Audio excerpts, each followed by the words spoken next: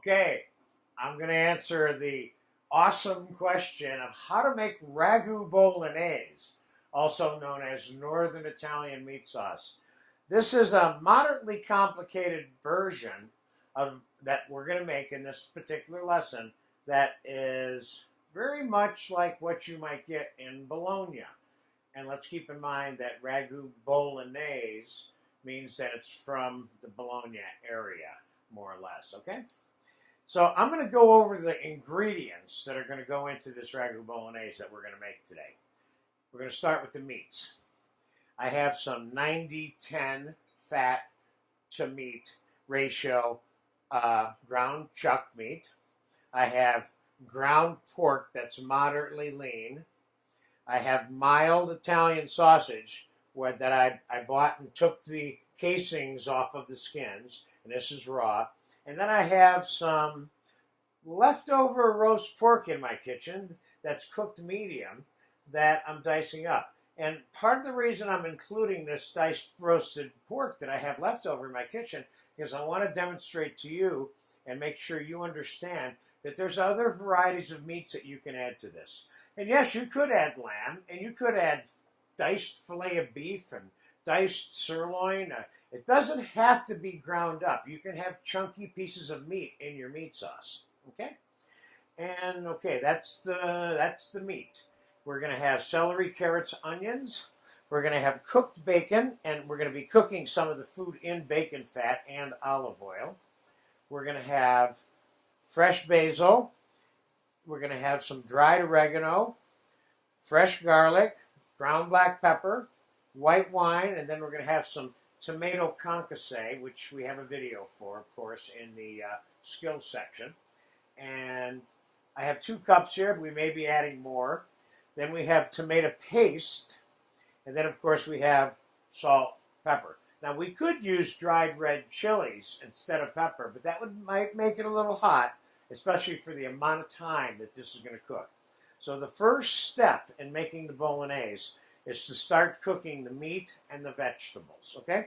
I'm going to use the bacon fat that I have here, and I have 2 pans back here. I'm going to start with one with the vegetables and one with the meat, only because it will take a long time to get them cooked together in the same pan. So I started out here with about 2 pounds of bacon that I slowly rendered in the oven, okay?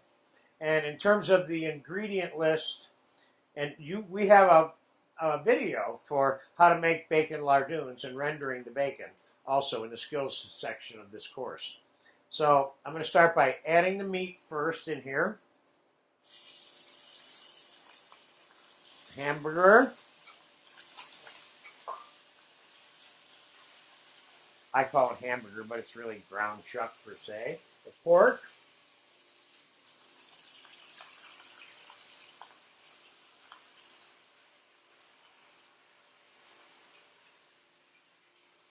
The mild Italian sausage. You can, of course, use the hot if that's your preference.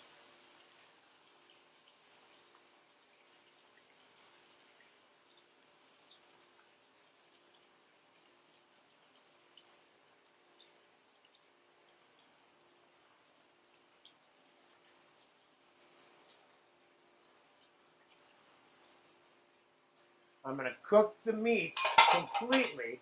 I don't need to add the partially cooked diced roast pork at this time.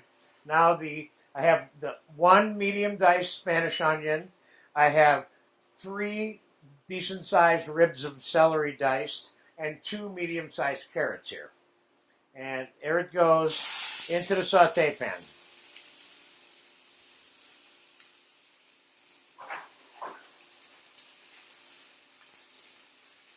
Now, ultimately, I'm going to marry the vegetables together with all this, and we're going to cook it all in this pan. But while it's still big, because it shrinks as you cook it, I'm using 2 pans to expedite the process a little bit, okay?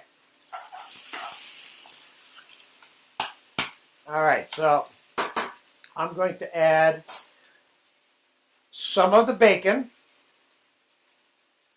to I got about 1 pound of bacon that I just added to this. And keep in mind that you want your bacon pretty rendered. So that's like almost crisp bacon, because you don't want meat in the meat sauce that's kind of rawish and fatty when it's all said and done.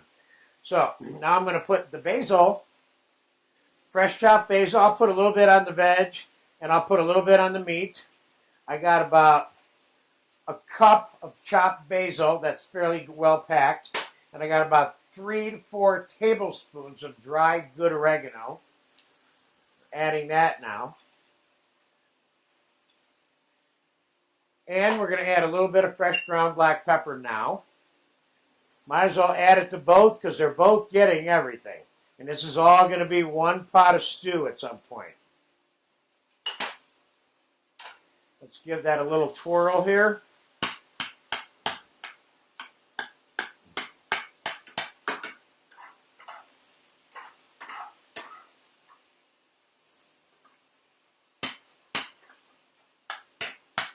Just want to touch base a little bit with you on other things that you can add to this that I'm not adding, which you could, but I do from time to time. You could certainly, what was I going to say?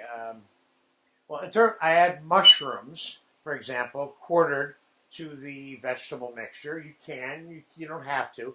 You can add diced eggplant to this if you want. You can add minced fennel to this if you want to add that kind of little aroma to it. Kind of let your mind and your imagination do what you want. The primary thing to understand and remember when you're making this sauce is how to make it taste good. That's the white wine, the bacon fat, the garlic, the olive oil, this mixture of vegetables, the herbs. These are all the things that are going to make it good. Not whether or not you decide to add some diced lamb or some diced or add the mushrooms or not. Those are optional additives for you to decide on whether or not you want to. What I'm giving you are the primary components that will make this meat sauce absolutely delicious. So here's what we're going to do. I'm going to time-lapse the cooking of this. It's probably going to take about 10, 15, even 20 minutes, depending on how high I have the fire on these. It'll take 15 or 20 minutes for them to get cooked. Obviously, it's going to take the meat longer to get cooked than the veg. And so we're going to time-lapse this. I'll be back and let you know exactly how long it took. We're going to do this step by step to make sure you really understand it. This is a great meat sauce. I'll be back in about 10 or 15 minutes right now. Okay, the meat is just about cooked. And let me show you what that looks like. It doesn't have to be 100% cooked. There's a little pink there on that sausage, but it's mainly cooked, okay? So what we're going to do now is we're going to take the mirepoix, the celery, carrots, and onions, and this is cooked. Now, we're going to add this to it. See how I sped the whole process up of cooking the two of these things. Now, I'm going to add the pork. And I'm going to put this back on the fire for a second. I'm going to add about a cup to a cup and a half of the chopped garlic. That looks like a lot of garlic, but for this meat sauce, it's going to melt right in. This is another location that you can certainly use the roasted garlic puree instead of the chopped garlic, or a combination of the two. Okay?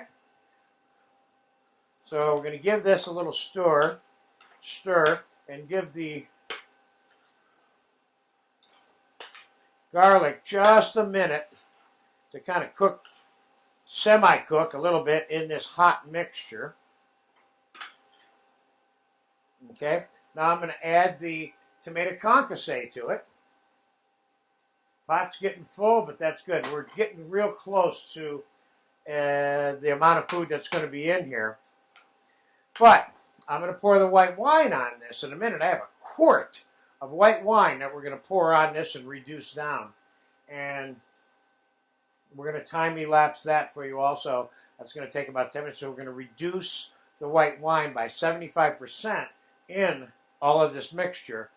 And then we're going to get into the finishing part of how to finish it. And that's where all the variables are going to come in terms of your cooking, okay? But for right now, let's just mix it in a little bit better.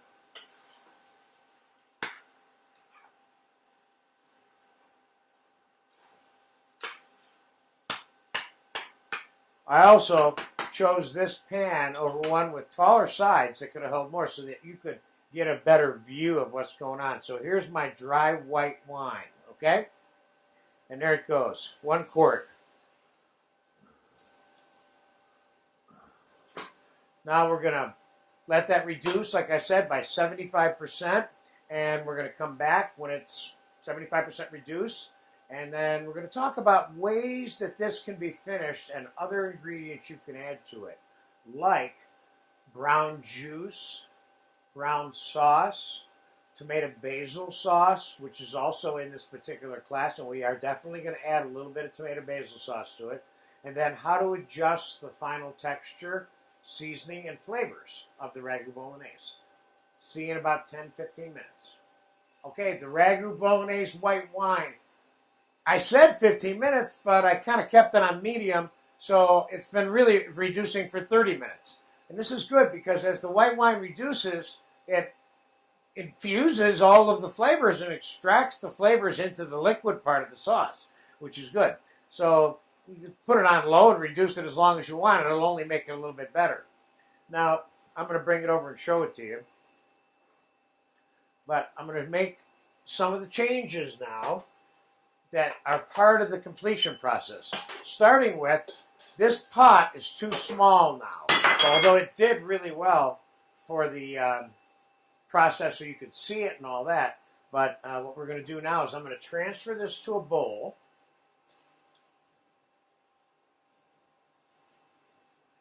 Give me a slightly larger bowl, Nolan.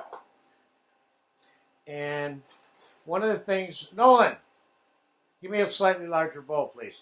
One of the things I'm going to do is we have a tomato basil sauce lesson that's in this pasta class. Now, we're going to change and adjust the texture. Thank you. I'm going to put this in a slightly larger bowl so I can more easily mix it. So there you go. Can you get a shot of that? So it's kind of juicy. All the meat juices have gotten in there. There's still some white wine reduced in there. Now I'm going to add about 2 to 3 cups of the tomato basil sauce because I want to change the texture of the meat sauce. I don't want it to be the texture of tomato sauce, but I'm going to use the tomato sauce as a way of changing it without making it into a tomato sauce. Now, you're looking at this and you're probably saying, well, it doesn't look like meat sauce to me still. And then here's what I'm going to show you to do now. I'm going to take the tomato paste.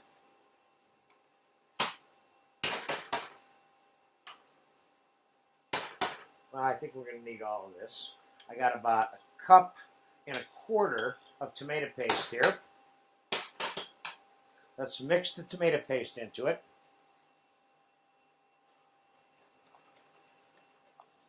Now you can add other liquids to this also that will enhance the flavor or the texture of this, and I'm going to do that right now. I have some nice fresh chicken stock. Now you could use beef stock, typically brown beef stock, not necessarily white, but chicken stock is white, but that's okay, you can still use it. I think by the time it's all said and done here, we put this back on the stove and simmer it and adjust it. I'm going to add about 1 cup of chicken stock to it. I'm going to let this simmer for about 5 minutes. I'm going to time-elapse this again. And I think I should probably taste this right now just to find out where we are. But this looks really good. It's chunky. Oh. This is a good sauce. Matter of fact, right inside the refrigerator here, I got some more tomato paste. I'm going to add a little bit more tomato paste to it.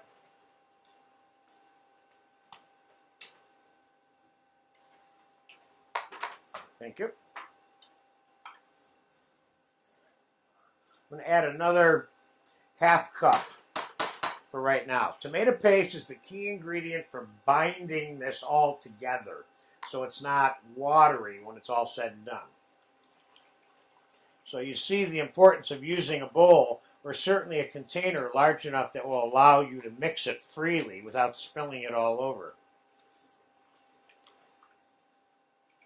Now, believe it or not, the Italians take their meat sauces and add all kinds of other things to them, like chopped chicken livers, and as French as this may sound, they add whole butter to butter their meat sauces also from time to time. Depends which cook you're talking about.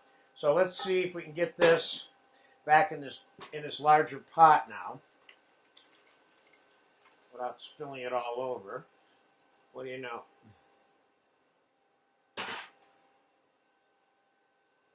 And I'm going to set this back on the stove.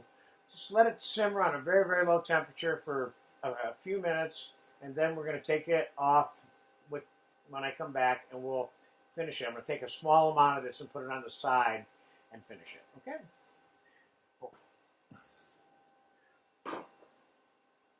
Okay, I'll be back in about 5 to 7 minutes. Let's let it simmer again a little bit more. Okay, the Ragu Bolognese, the finishing of the Ragu Bolognese. It's been simmering for about 20, 25 minutes. Nothing's changed very much. And I'm going to bring it over and do a little bit more finishing on it right now, okay? So I made a larger batch, of course, than we're serving in this lesson, because no one would ever want to make enough Ragu Bolognese for one person at any time anyway. So it's been simmering here. I kind of like the texture here.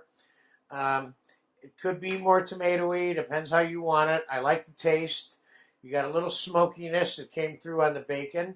So I'm going to take out the amount that I want to finish, which is what I recommend that you do when you're making it and then finishing it, okay? So we start with what the Italians do a lot of, which is add butter, like the French, to the Ragu Bolognese when they're done. So we're going to take, I would say that you should probably go like 2 ounces of butter per quart of meat sauce, okay? We got about 3.5 cups of meat sauce here. Add a couple of ounces of butter there. And let's mix the butter in, like so. I would refrain from adding more olive oil to this, because my experience is that when you're eating this dish as it sits, sometimes it tends to separate and it looks a little oily near the bottom of the bowl when you're done eating. So I'm going to add some at the very top, but at this stage right here, I don't think so. Let's give this a taste.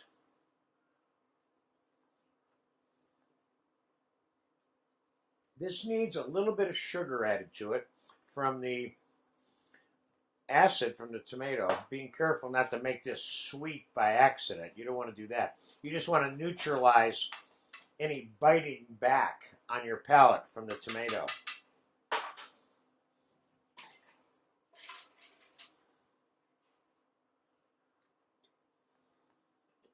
This needs a little bit of salt. And I'm going to throw a little bit more fresh basil in here just for fun, because I love basil with this. Maybe you're an oregano person. You want to add some more fresh chopped oregano to it or something, okay? Now, I have the penne here that I just cooked, and I'm going to drain it. And this is definitely an important part of the final dish, which is how you finish the pasta before it goes in the bowl. Okay, so we have finished cooked penne, which was cooked in boiling salted water. We want to mix a little bit of olive oil onto it. We want to mix a little bit of salt, fresh ground black pepper, Parmesan cheese, and if you want, you can add a little bit of butter for another component flavor, which I have a tendency to do.